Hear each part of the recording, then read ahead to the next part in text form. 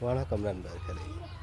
இந்த உலகத்தில் நாம் எவ்வளோதான் நல்லது பண்ணாலும், இந்த உலகமே நம்மளை குறை சொன்னாலும், ஏன் நாம் வசிக்கிற ஊரில் உள்ளவங்க அனைவரும் நம்மளை எதிர்த்தாலும், நீ உத்தமனாக, உன் மனசாட்சிக்கு உத்தமனாக, நல்லவனாக வாழ்ந்து காட்டு.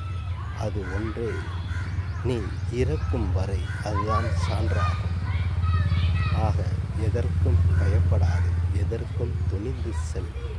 இதுதான் சமத்துவம். யாரையும் ஏமாற்றாது.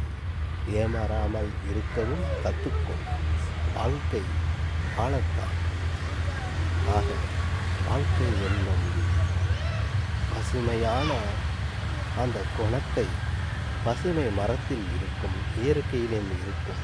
அதுபோல நம்மளுடைய மனதுக்கு எப்போது வருகிறதோ அப்பொழுதுதான் அந்த கோபம், பொறாமை, தூய எண்ணங்கள் இதையெல்லாம் சிதைந்து நல்ல எண்ணங்கள் பசுமை மரத்தாணி போல் நம் இதயம் உண்டாக வேண்டும். அப்படி உண்டாகினால் மட்டுமே நாம் 4 பேருக்கு நல்லது செய்ய முடியும். நல்லது செய்ய முடியும் மட்டுமல்ல, நல்ல வார்த்தைகளை கூறினாலும் போதும், விழிப்புணர்வுகளை செலுத்தினாலும் போதும்.